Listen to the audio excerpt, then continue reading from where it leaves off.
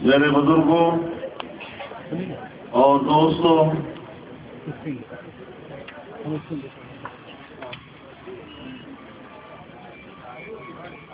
ایک بار پھر تعلقات میں اہل تعلقات کے ساتھ مخاطبت کی سعادت حاصل کر رہا ہوں۔ جمعیت علماء اسلام کے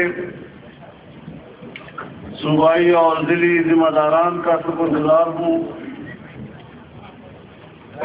کہ انہوں نے بلوچستان کے مختلف اضلاع میں عوامی اجتماعات کا اہتمام کیا اور بلوچستان کے عوام کا بھی شکر گزار ہوں کہ انہوں نے ان اجتماعات کو بھرپور پذیرائی بخشی اور اس میں اس عظیم الشان شرکت سے اہل بلوچستان نے جمعیت علماء اسلام پر ایک بار پھر بھرپور اعتماد کا مظاہرہ کیا ہے۔ آپ حضرات نے علماء کرام کے ارشادات سنے جنہوں نے جمعیت علماء اسلام کے نصب العین کی طرف آپ کی توجہ مبذول کی اور اس حوالے سے آپ کے احساسات اور آپ کے شعور کو بیدار کیا۔ اس میں کوئی شک نہیں ہے کہ حاکمیت اعلیٰ کا حق صرف اور صرف اللہ رب العالمین کا ہے۔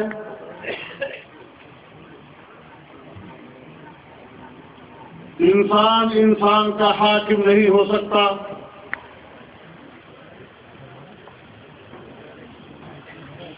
آج دنیا کی قوتیں طاقت و جبروت کی بنیاد پر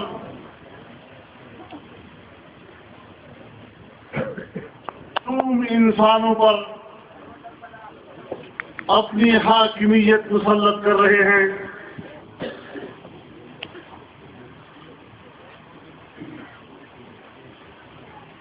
امریکہ کی قیادت میں عالمی استعمار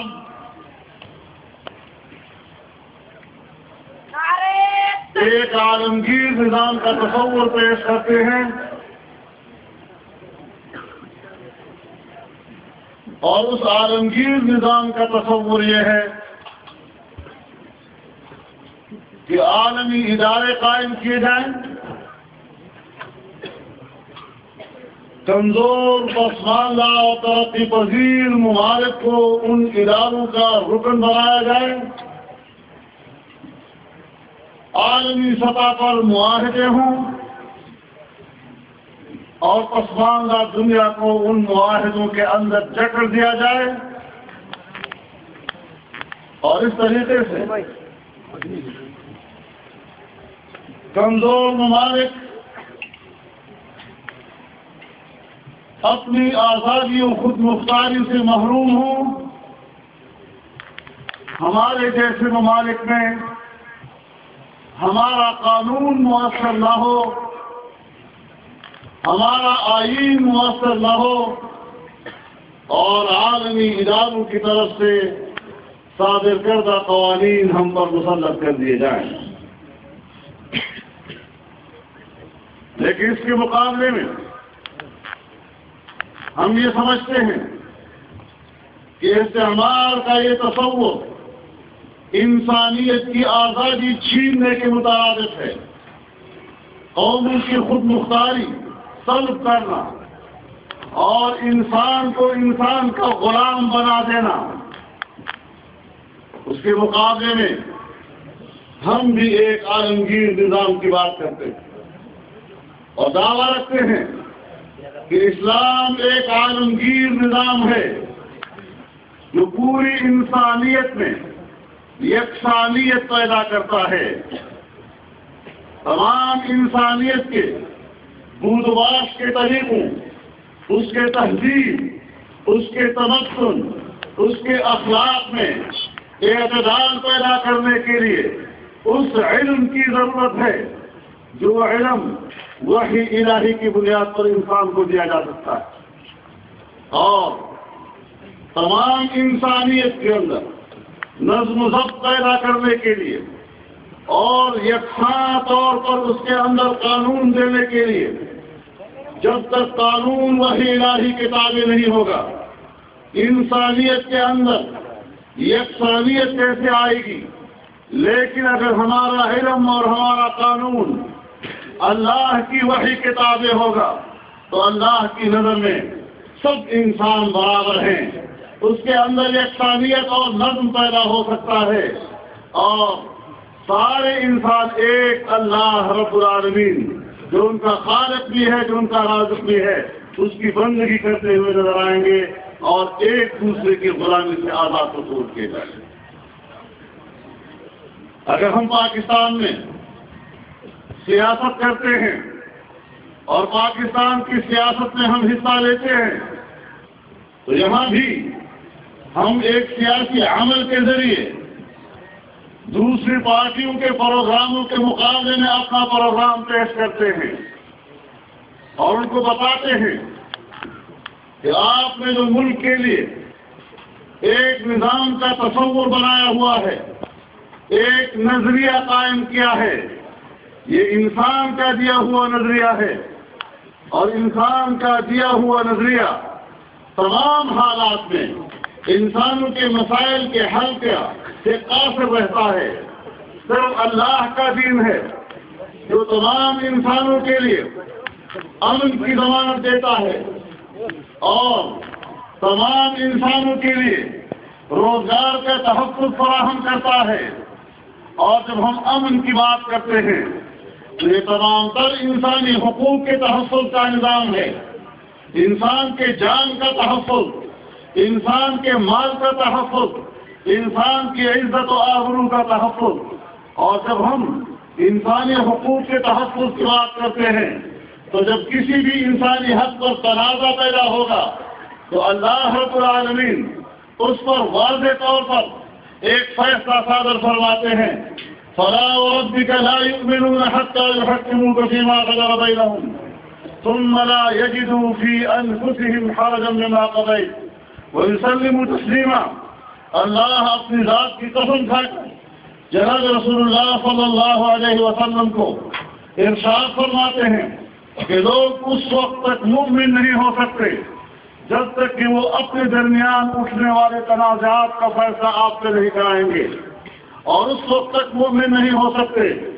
جب تک کہ آپ کے دیے ہوئے فیصلے کو دل و جان کے ساتھ قبول نہیں کریں گے، اور اس وقت تک مومن نہیں ہو سکتے جب تک کہ آپ کے دیے ہوئے فیصلے کے سامنے مکمل طور پر سر تسلیم حل نہ کریں۔ تو ظاہر ہے کہ جب ہم اللہ کی حاکمیت کی بات کرتے ہیں اور جناب رسول اللہ صلی اللہ علیہ وسلم کی طرف سے دیے ہوئے نظام کی بات کرتے ہیں تو پھر ان کا اس قدر اختیار ہے، اتنا بڑا اختیار ہے کہ رب العالمین اس کا فیصلہ فرماتے ہیں، ما كان لمؤمن ولا مؤمنة اذا قضى الله ورسوله امرا ان يكون لهم الخيرة۔ کوئی مومن مرد ہو یا عورت اگر اللہ اور اس کا رسول کوئی فیصلہ دے دے کسی معاملے میں پھر انہیں دوسری بات کرنے کا کوئی حق حاصل نہیں۔ تو اس حوالے سے جمعیت علماء اسلام کا منصوب ان اکابر کا، ان علماء کرام کا مرتب کیا ہوا منشور ہے کہ جو اکابر علماء ہمارے اور آپ کے لیے حجت ہیں، جو جناب رسول اللہ صلی اللہ علیہ وسلم تک ہمارے لیے سند کی حیثیت رکھتے ہیں، انہوں نے قرآن و سنت کی روشنی میں جمعیت علماء اسلام کا منشور مرتب کیا ہے، اور ہم اسی منشور کی روشنی میں اس نصب العین کی طرف اور اس منظر کی طرف اپنا سفر کر رہے ہیں، تاکہ ہماری انفرادی اور اجتماعی زندگی، ملکی اور ملی زندگی، قومی زندگی، اجتماعی زندگی، سیاسی اور مملکتی زندگی وہ قرآن و سنت کے تابع ہو جائے۔ چنانچہ ایک جدوجہد ہے، حق و باطل کا ایک تقابل ہے، اور ظاہر ہے کہ ایک مسلمان کی نظر میں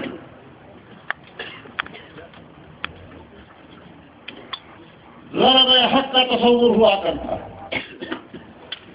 باطل مغلوب ہو، حق غالب ہو، لیکن ایک درجہ یہ بھی ہے کہ حق کو باقی رکھا جائے، لیکن دونوں مقاصد کے لیے قوت کا ہونا ضروری ہے۔ وَأَعِدُّوا لَهُم مَّا اسْتَطَعْتُم مِّن قُوَّةٍ وَمِن رِّبَاطِ الْخَيْلِ، اللہ تعالیٰ نے حسب استطاعت طاقت کے حصول کے لیے حکم عطا کر دیا ہے کہ یہ دشمن کے ساتھ اور باطل کے ساتھ جنگ بغیر طاقت کے نہیں ہو سکتی، اور وہ طاقت حاصل کرو جو طاقت تمہیں مہیا ہو سکے، چاہے وہ آپ کی جماعتی قوت ہو، سیاسی قوت ہو، علمی قوت ہو، تبلیغی قوت ہو، پارلیمانی قوت ہو، یا اگر آپ کے پاس حکومت ہے اور قوت نافذہ ہے تو آپ ٹینک، جہاز اور ایٹم بم تک بنانے کے لیے آگے بڑھو۔ اور اس تمام تر قوت کے حصول کا غرض و غایہ کیا ہے؟ یہ نہیں کہ آپ کی دھڑک ہو کر اس قوت کا اس طرح استعمال کر دیں کہ تقاتلون بھی عدو اللہ، ایسا نہیں فرمایا اللہ نے، فرمایا ترہبون بھی عدو اللہ وعدوکم۔ اتنی قوت آپ کے پاس ہونی چاہیے تاکہ دشمن پر آپ کی دھاک بیٹھی رہے اور اس کے جذبات پر تمہارا خوف طاری ہو۔ تو اللہ نے قوت کے حصول کے لیے بتا دیا، لیکن قوت کے استعمال کا طریقہ میں عیار جاتا کر دیا۔ اس لیے جماعتی قوت کو مزید بڑھانا، اور ظاہر ہے کہ ہم کوئی مسلح قوت نہیں ہے۔ جمعیت علماء کی ساخت ایسی ہے، ہماری تربیت ایسی ہے، ہمارے ساتھ عام آدمی کی وابستگی اس طرح سے ہے کہ ہم ایک میدان عمل میں نظریاتی مقابلہ کر رہے ہیں، فکری مقابلہ کر رہے ہیں، ایک منشور کا مقابلہ کر رہے ہیں، ایک نظریے کا مقابلہ کر رہے ہیں، اور اس قوت کے ساتھ ہم پاکستان کے اندر ایک مثبت تبدیلی لانا چاہتے ہیں۔ لیکن میں حیران ہوں، وہ مغرب، وہ امریکہ اور یورپ جو پوری دنیا کو جمہوریت کا درس دیتے ہیں، جو پوری دنیا کو امن کی بات کہتے ہیں، جو پوری دنیا سے کہتے ہیں کہ تم جمہوریت کو فروغ دو، ووٹ کے تصور کو بڑھاؤ، ہر آدمی کو رائے کا حق دو، آج وہ امریکہ اور وہ یورپ پوری دنیا پر اپنی حاکمیت قائم کرنے کے لیے ریاستی قوت کا استعمال کر رہا ہے۔ آج افغانستان میں امریکہ اترا ہوا ہے پوری قوت کے ساتھ، آج عراق میں امریکہ اترا ہوا ہے پوری قوت کے ساتھ، ناٹو کی فوجیں اتری ہوئی ہیں،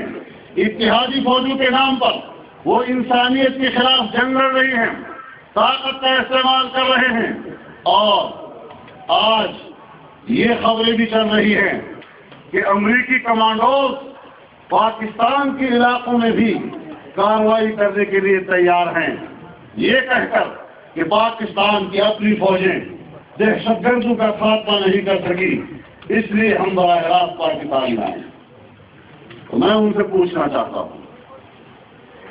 کہ تم عراق میں 5-6 سال سے ہو، کیا تم نے وہاں لوگوں کو ختم کر دیا؟ جنگجوؤں کا خاتمہ ہو گیا؟ کیا وہاں جنگ کا خاتمہ ہو سکا؟ تم نے افغانستان میں 7 سال سے جنگ شروع کی ہوئی ہے، کیا افغانستان میں تم جنگ کا خاتمہ کر سکے ہو؟ تو پھر آپ کو یہ کہنے کا حق کیوں حاصل ہے کہ پاکستان ناکام ہو گیا؟ آپ پاکستان اور پاکستان کے قبائل کو، پاکستان کے پشتونوں کو، پاکستان کے بلوچوں کو اپنی حکومت اور اپنی فوج کے ساتھ لڑانا چاہتے ہیں، اور پھر جب ملک کے اندر خرپشار ہوگا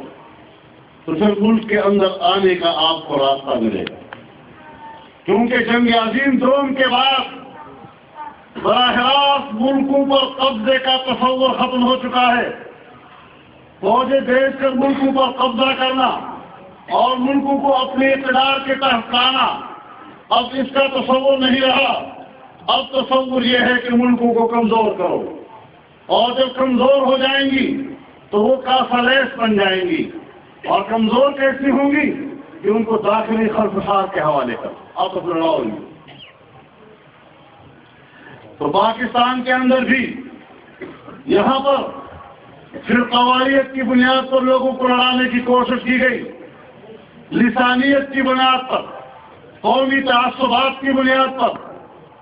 محرومیتوں کے نام پر، پھر حکومت اور فوج کے درمیان کیا کیا عنوانات قائم کر کے اور کیا کیا منصوبہ بندیاں کر کے ملک کے اندر طرح طرح کے خرپشار کے اسباب بنائے گئے، اس بنیاد پر کہ لوگ کمزور رہیں، ووٹ بھی استعمال کر لیں، تب بھی ان کے اندر یہ قوت نہ ہو کہ وہ ملک کے نظام کو صحیح طور پہ چلا سکیں۔ اور اگر دنیا پر امریکہ کی اور CIA کی حکومت ہو تو پاکستان پر اصل اقتدار سیاسی قوتوں کا نہیں، عوامی قوتوں کا نہیں، بلکہ اسٹیبلشمنٹ کا اقتدار ہونا چاہیے۔ اس ساری حکمت عملی کے تحت اس پاکستان کے اندر جمہوری عمل کو مستحکم نہیں ہونے دیا جا رہا، لیکن جمعیت علماء اسلام، پاکستان کی دینی قوتیں، متحدہ مجلس عمل، وہ پاکستان کے اندر آئین اور قانون کے دائرے میں رہتے ہوئے جدوجہد پہ یقین رکھتی ہے۔ بعض اوقات وقت زیادہ گزرنے کے ساتھ کہ مقصد تو حاصل نہیں ہو رہا اور کب سے ہم جدوجہد کر رہے ہیں، لوگ مایوس ہو جاتے ہیں۔ مایوسی اس کی اپنی ہوتی ہے، الزام جماعت پہ لگایا جاتا ہے کہ جماعت مخلص نہیں ہے مقاصد کے حصول، یہ ہماری قیادت نہیں چاہتی کہ ایسا ہو جائے، یہ لوگ کہتے کچھ ہیں اور کرتے کچھ ہیں، یہ بے صبر لوگ ہوا کرتے ہیں۔ اور بعض اوقات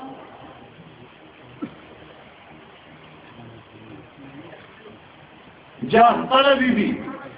اور دنیا طلبی بھی ایک اندر کی ایسی خواہش ہے کہ اس کا اظہار کرنا تو مشکل ہوتا ہے، تو پھر جماعت کو تہمت دی جاتی ہے کہ جماعت بڑی غلطی کر رہی ہے اس لیے میں یہ کام کر رہا ہوں۔ جماعت نے غلطی نہیں کیا تھی، افراد غلطی کر لیتے ہیں، لیکن جماعتیں وہ صحیح فیصلے کرتی ہیں، اجتہادی طور پر غلط ہو بھی سکتی ہے، لیکن ید اللہ علی الجماعہ، اگر اس کی نیت صحیح ہو اور اللہ کی رضا ہو اور دین اسلام کی خدمت ہو، باطل کے مقابلے میں قوت بڑھانے کا عمل ہو، تو پھر ہم پر جدوجہد لازم ہے، نتیجہ ہماری ذمہ داری نہیں، نتیجہ اللہ کے ہاتھ۔ تقدیر کا مالک اللہ ہے، تدبیر اور تدبر کے مکلف ہم لوگ۔ تو اس حوالے سے میرے محترم دوستوں، ماضی میں آپ نے دیکھا صبح سرحد میں ایک حکومت ایسی آئی جس کی کمان جمعیت علماء کے ہاتھ میں، جس کی قیادت جمعیت علماء کر رہی تھی، اور ایک صوبے میں قانون پاس ہوا، صرف ایک صوبے میں یہ قانون پاس کر دیا گیا کہ قرآن و سنت یہاں بالا تر قانون ہو، اور اس طریقے سے قرآن و سنت کے منافی قانون سازی کا راستہ روکا گیا، اور پھر اسی بنیاد پر فیصلہ قانون پاس کیا گیا جنرل مشرف نے براہ راست سپریم کورٹ کو رجوع کیا اور سپریم کورٹ نے ایک مرتبہ اس کو واپس کیا، جب دوبارہ پاس کیا پھر واپس کیا اس کو۔ ہمیں پتا تھا کہ صوبائی حکومت کمزور ہوتی ہے، وفاقی حکومت طاقتور ہوتی ہے، لیکن بات جدوجہد کی ہے۔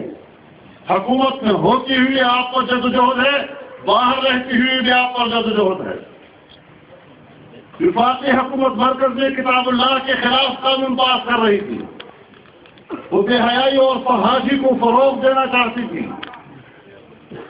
اس کا کام تھا کہ ملک کو ایک سیکولر اسٹیٹ بنایا جائے۔ ہماری کوشش تھی کہ ملک کو ایک مذہبی ملک بنایا جائے۔ ان کی سیاست کا رخ یہ تھا کہ ملک سے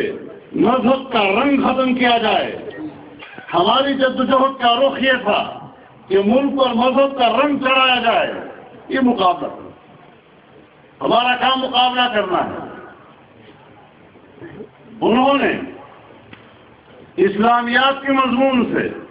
عربی اور تاریخ کے مضمون سے، قرآن کریم کی وہ آیات، جناب رسول اللہ صلی اللہ علیہ وسلم کی وہ احادیث اور تاریخ اسلام کی وہ واقعات جس پر امت مسلمہ فخر کرتی ہے، چونکہ یہ امریکہ اور مغرب کے لیے قابل قبول نہیں ہیں، ان کو ناگوار گزرتے ہیں، تو کہنے لگے ان کو ہم نصاب سے خارج کریں گے۔ ہم نے اس کا مقابلہ کیا، 2 صوبوں کی وزارت تعلیم جمعیت کے علماء کے پاس تھی۔ ہم نے ملک کے اندر چاروں صوبوں کے اتفاق کرا، اس بات پر نہیں ہونے دیا، اور وفاق کا یہ منصوبہ ہم نے ناکام بنایا۔ یہ مقابلہ ہے، مقابلے چلتے رہیں گے۔ الجہاد معاذ الی یوم القیامہ، رسول اللہ صلی اللہ علیہ وسلم نے فرمایا قیامت تک یہ جدوجہد تو جاری رہے گی باطل کے مقابلے میں۔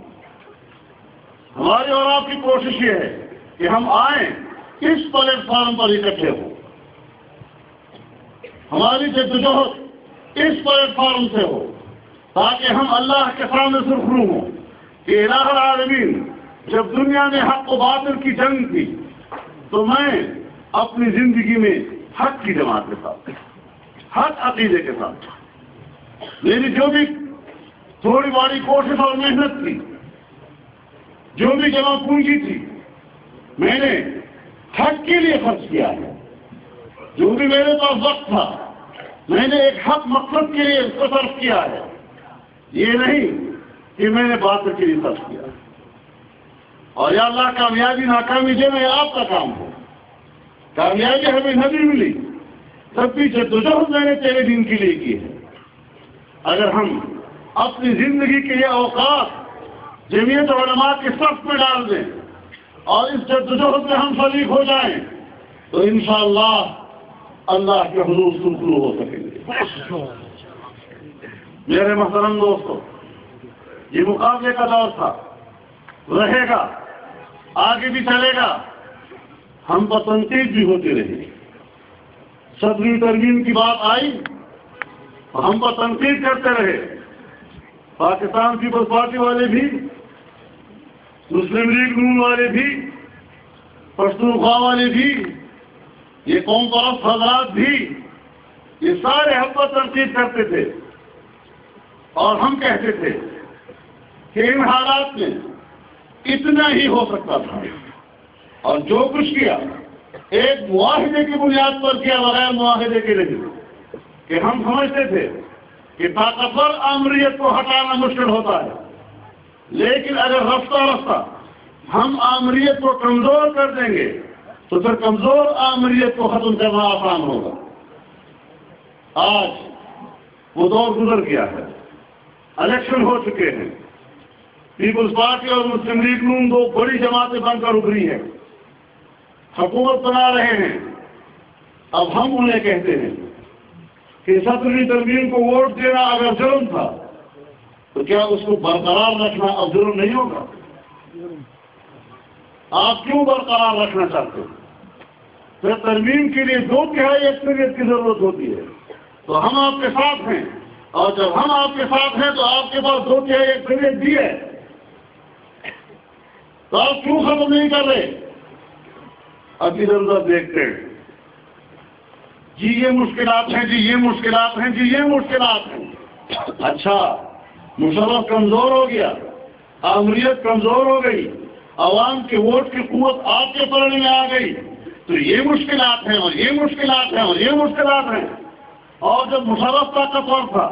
عامر طاقتور تھا، اور ہم کہتے تھے کہ ان حالات میں یہ مشکلات ہیں، یہ مشکلات ہیں، ہماری مشکل کو آپ نے قبول نہیں کیا، آپ کی مشکل کو ہم کیسے قبول کریں؟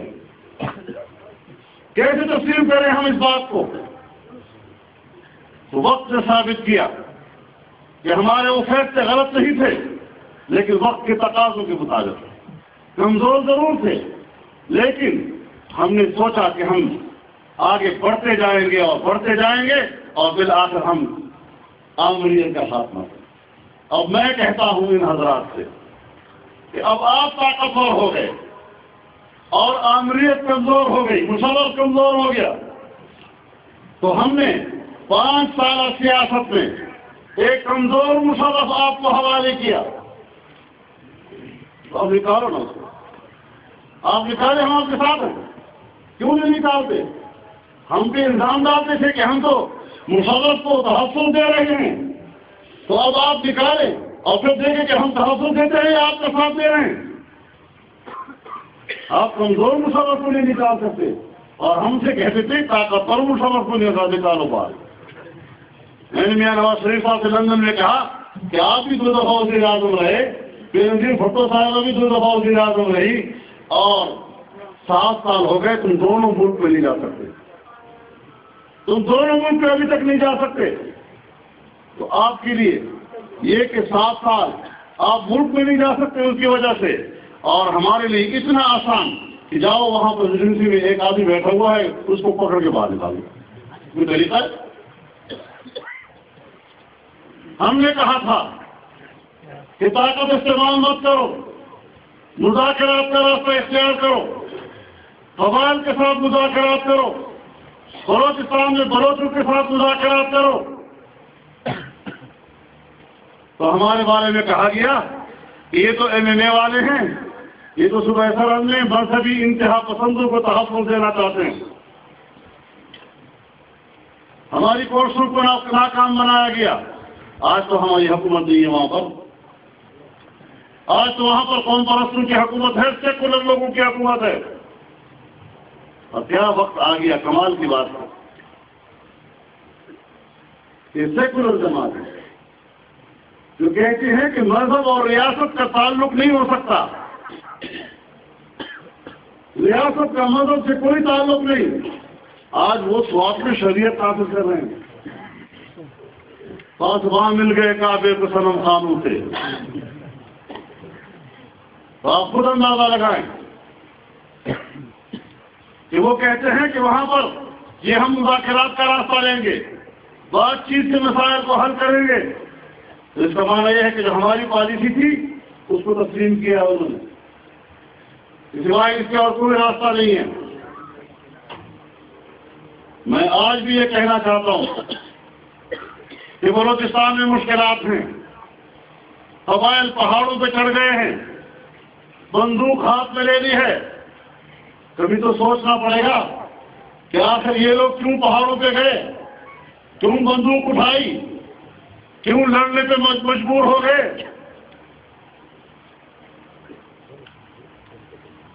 ان کا حال بھی معلوم کرنا پڑے گا، ان کے ساتھ بھی بات چیت کرنی ہوگی۔ طاقت کے ذریعے آپ کسی قوم کو مطمئن نہیں کر سکتے، طاقت کے ذریعے مسائل کبھی حل نہیں ہو سکتے۔ لہذا جو لوگ پہاڑوں میں چلے گئے ہیں، لڑنے پہ آمادہ ہو گئے ہیں، اس کے لیے بھی ہم اس پالیسی کی حمایت کریں گے کہ نہیں، یہ بھی ہمارے ملک کے لوگ ہیں، اس سرزمین کے لوگ ہیں، اس سرزمین کے مالک ہیں، ان کے ساتھ بھی مذاکرات کر کے افہام و تفہیم کے ذریعے ان کے مسائل کو حل کیا جائے۔ ہمارے ہو سکتے ہیں اختلاف نظریات کے حوالے سے، لیکن جہاں تک صوبوں کے حقوق کا تعلق ہے، جمعیت علماء اسلام سب سے بڑھ کر اپنا منشور رکھتی ہے اور یہ اعلان کرتی ہے کہ مرکز کے پاس صرف 3 یا 4 محکمے ہونے چاہیے، باقی تمام محکمے صوبوں کے حوالے کر دو، کنکرنٹ لسٹ، مشترکہ لسٹ، وہ بھی صوبوں کے حوالے کر دیا جائے اور صوبوں کو اپنے وسائل کا خود مالک بتا دیا جانا چاہیے۔ سرحد میں MMA کی حکومت تھی، وہاں بھی سوئی گیس پیدا ہوا، وہاں بھی سوئی گیس نکلا۔ آپ کے یہاں سوئی گیس آیا، اب سب سوئی گیس ہو گیا۔ لیکن بلوچستان کے لوگ آج بھی محروم ہیں۔ MMA کی حکومت نے کہا نہیں، پہلے صوبے کو ملے گا، صوبے کے غریب لوگوں کو ملے گا، تب جا کر مرکز اس کو استعمال کر سکے گا ہو جائے گا۔ اور پھر جوشی نے مرکز کے پاس اور بجلی مرکز کے پاس، معدنیات مرکز کے پاس، تمباکو مرکز کے پاس، گیس مرکز کے پاس، جس علاقے میں جو چیز پیدا ہوتی ہے اور مرکز اس حوالے سے صوبے کو رائلٹی دیتا ہے، تو صوبے کی رائلٹی میں اس ضلع کا 5% حق ہوگا جس ضلع میں یہ چیزیں پیدا ہو رہی ہیں۔ اب مقامی لوگ مطمئن ہوں گے کہ پہلے مرکز سے پیسہ نہیں ملتا تھا، تو صوبے میں آتا تھا، پھر بڑے لوگ اور بڑے تکڑے لوگ اس کے مالک بن جاتے تھے۔ اب یہ ہے کہ ہمیں براہ راست اس سے 5% کی ملکیت مل گئی ہے، اور اگر ہم نے سرحد میں بجلی کی رائلٹی کا مقدمہ لڑا، 110 ارب روپے ہم نے جیتے ہیں مقدمے اپنے صوبے کے لیے۔ ہم صوبوں کو حقوق دے رہے ہیں۔